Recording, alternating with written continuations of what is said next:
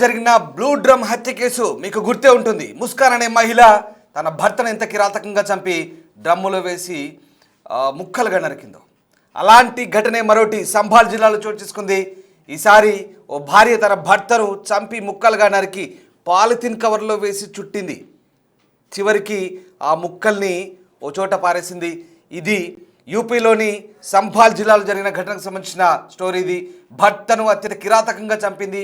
ఈ మహిళ ప్రియుడితో కలిసి ముక్కలుగా నరికింది. గ్రైండర్లో రుబ్బి కాలువలో కలిపేసింది. మృతుడి చేతిపై ఉన్న టాటూ ఆధారంగా నిందితులను గుర్తించారు. యూపీలోని సంభాల్ జిల్లా చందౌసి ప్రాంతంలో ఈ మర్డర్ జరిగింది. రాహుల్, రూబీ భార్యాభర్తలు. పెళ్లి తర్వాత ఇద్దరి మధ్య గొడవలు జరిగాయి. గౌరవ్తో రూబీకి వివాహితర సంబంధం ఉంది. నవంబర్ 18న భర్తను హత్య చేసిన తర్వాత రూబీ, గౌరవ్ ఇద్దరు కూడా హత్య చేశారు. భర్త మిస్సింగ్ అంటూ భార్య రూబీ కేసు పెట్టింది. 20 రోజుల తర్వాత కాల్వలో రాహుల్ శరీర భాగాలు గుర్తించారు. తల, చేతులు, కాళ్ళను విడదీసి గ్రైండర్లో రుబ్బారు నిందితులు. పోలీసులకు దొరికిన చేతి భాగంపై టాటూ ఆధారంగా దర్యాప్తు జరిగింది. దాంతోపాటు ఫోన్ సిగ్నల్ ఆధారంగా నిందితులు అరెస్ట్ అయ్యారు. మార్కెట్కు వెళ్ళి 2 పెద్ద క్యారీ బ్యాగులు, గ్రైండర్ కొనుగోలు చేశారు. గ్రైండర్, సుత్తి, ఇనుపరాడ్లు స్వాధీనం చేసుకున్నారు.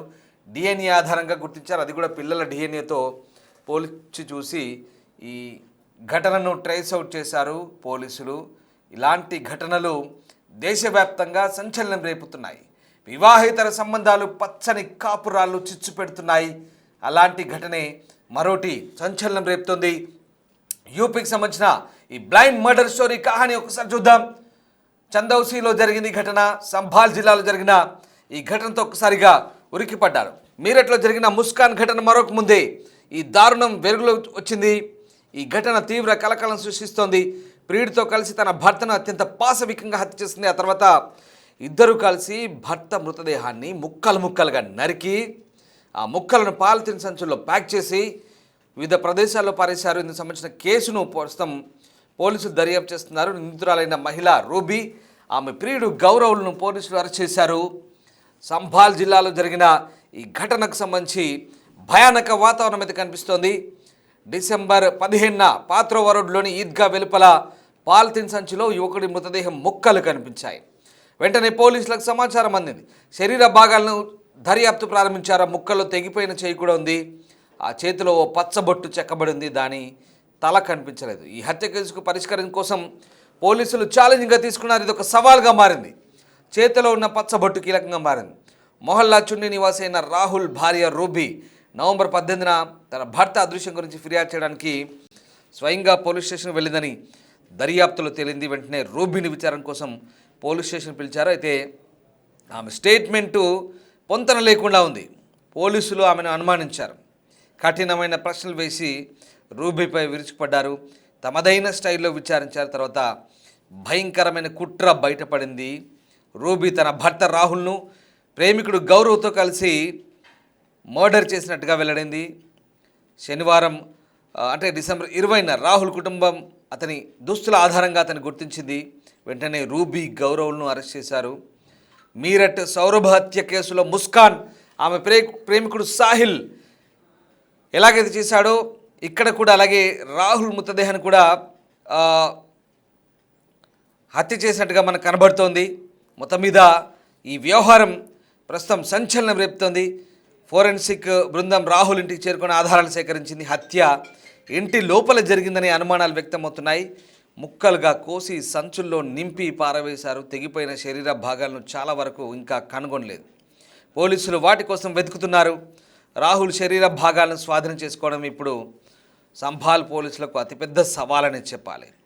అనుమానిత రహస్య ప్రదేశాలపై దాడులు నిర్వహిస్తున్నారు. హత్యకు ఉపయోగించిన ఆయుధాలను స్వాధీనం చేసుకోవడానికి, కుట్రను ఛేదించడానికి నిందితులను ప్రస్తుతం విచారిస్తున్న పరిస్థితి కనబడుతోంది. ఇది దేశవ్యాప్తంగా సంచలనం సృష్టించిన blind murder case mystery. Uttar Pradesh పోలీసులు, యూపీ పోలీసులు ట్రేస్ అవుట్ చేశారు. ప్రియుడితో కలిసి భర్తను భార్య అతి కిరాతకంగా చంపినట్టుగా తెలిసింది. దీంతో భార్య ఆట కట్టించి కటకటాల వెనక్కి పంపారు. చందౌసి ప్రాంతంలో ఈద్గా వెనుక నల్లటి బ్యాగులో కూలిన స్థితిలో మనిషి మొండెం, ఇతర భాగాలు లభ్యమయ్యాయి. కానీ తల లేదు. ఎవరో గుర్తుపట్టడం పోలీసులకు పెద్ద ఛాలెంజింగ్గా మారింది. కానీ చేతిపై రాహుల్ అనే టాటూ ఆధారంగా ఈ మొత్తం కేసును ఛేదించారు పోలీసులు. ఇక మిస్సింగ్ కేసును ఆరా తీస్తే రూబీ అనే మహిళ తన భర్త రాహుల్ కనిపించలేదంటూ ఇచ్చిన ఫిర్యాదు ఆధారంగా మొత్తం వ్యవహారం బయటపడింది. ఇక మొండెం పక్కన ఉన్న బట్టలను చూపించారు, కానీ ఆ కిలాడి భార్య ఏమాత్రం తడబడలేదు. అబ్బాయి ఇవి నా భర్త బట్టలు కావు అంటూ చెప్పుకొచ్చింది. ఇక ఈ నేపథ్యంలోనే ఆమె ప్రవర్తనపై అనుమానం వచ్చింది పోలీసులకు. వెంటనే ఆమె మొబైల్ ఫోన్ను స్వాధీనం చేసుకున్నారు. ఆ తర్వాత మొత్తం ఆరా తీశారు. దీంతో పోలీసులు ఆ రూబీ ఫోన్ గ్యాలరీని వెతుకుతుంటే ఓ ఫోటో కనిపించింది. అందులో తన భర్త రాహుల్ వేసుకున్న టీషర్ట్, ఆ బ్యాగ్లో దొరికిన టీషర్ట్ ఒక్కటేనని తేలింది.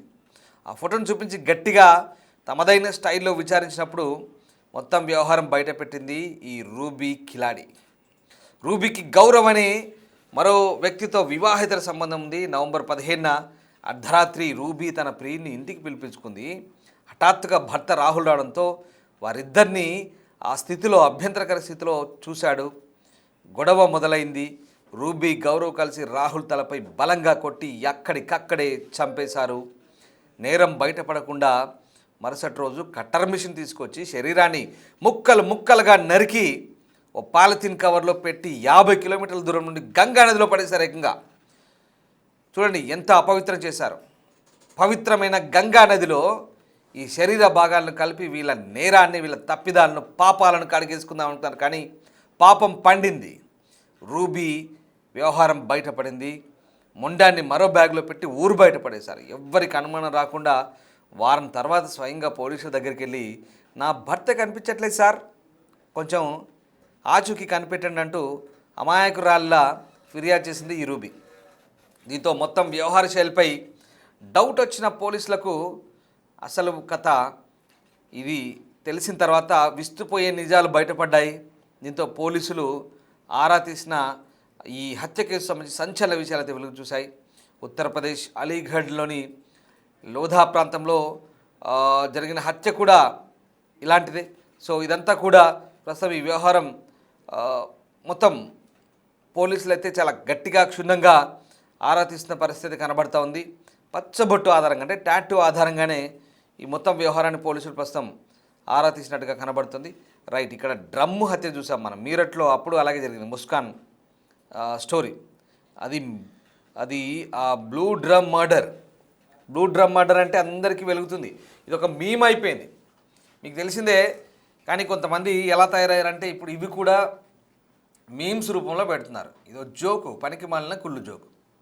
భర్త భార్యని సరదాగా బెదిరించడం కోసం, నీకు బ్లూ డ్రమ్ గుర్తుందా అంటూ ఓ మీమ్ చేస్తుంది. అప్పుడు వాడు భయపడతాడు. అంటే హత్యలను కూడా మీములుగా చేస్తున్నారు. చూడండి ఇలా అయిపోయింది పరిస్థితి. సేమ్ అలాంటి బ్లూ డ్రమ్ వ్యవహారమే ఇదిగో ఇక్కడ మళ్ళీ చందౌసిలో, సంభాల్ జిల్లాలో ఈ రూబీ తన ప్రియుడితో కలిసి, గౌరవ్తో కలిసి భర్త రాహుల్ని కిరాతకంగా చంపి రప్ప నరికి పాలిథిన్ బ్యాగుల్లో చుట్టి కొన్ని గంగా నదిలో పడేసింది. ఎక్కడో 50 కిలోమీటర్ దూరంలో ఉన్న గంగా నదిలో పడేశారు. కొన్నేమో ఆ ఊరవతల ఈద్గా వెనుక పడేశారు. గంగా నదిలో పడేసి పాపాన్ని కడిగేసుకున్నాం అంటున్నారు, కానీ పాపం పండింది. ఇక్కడే మొత్తం వ్యవహారం బయటపడింది. రైట్, ఈ ఘటనకు సంబంధించి పోలీసులు క్షుణ్ణంగా ఆరా తీసి ఆధారాలను, ఆమె మొబైల్ని స్వాధీనం చేసుకున్న తర్వాత ఒక్కొక్కటిగా బయటపడ్డాయి. మొత్తం వ్యవహారాన్ని చాలా డీప్గా, చాలా డెప్త్గా అనాలిసిస్ చేశారు. ఇంట్రాగేషన్ సాగిన క్రమం కూడా చాలా సవాల్గా ఉంది పోలీసులకు. కానీ మొత్తం మీద దీన్ని ఆ మొత్తం వ్యవహారాన్ని వెలికి తీయగలిగారు. చూద్దాం, పోలీసు మాటలోనే ఉందాం ఒకసారి. कुछ दिन पहले आधा शरीर बॉडी पाई गई थी सड़ी गली अवस्था में। सर पूरा मामला क्या है, आज पुलिस ने किस तरह से खुलासा किया? जनपद संभल के थाना चंदौसी क्षेत्र में आज से करीबन 1 महीना पहले 18-11 तारीख को 18 नवंबर को रूबी नाम की एक महिला ने गुमशुदगी दर्ज कराई थी और उस महिला के द्वारा बताया गया कि उसके पति है वो कहीं गायब हो गए हैं। उसके कुछ दिन बाद में यहाँ एक नाले में एक डेड बॉडी मिली जिसमें उसके पाँव नहीं थे, हाथ नहीं थे, सिर नहीं था। इस तरह की अधकटी जो डेड बॉडी है उसको पुलिस ने शव को कब्जे में लिया, उसका पोस्टमार्टम कराया, उसका डीएनए भी प्रिजर्व कराया उसका, और फॉरेंसिकली उस बॉडी को पूरा एग्जामिन किया गया था। उस बॉडी पे राहुल नाम लिखा था।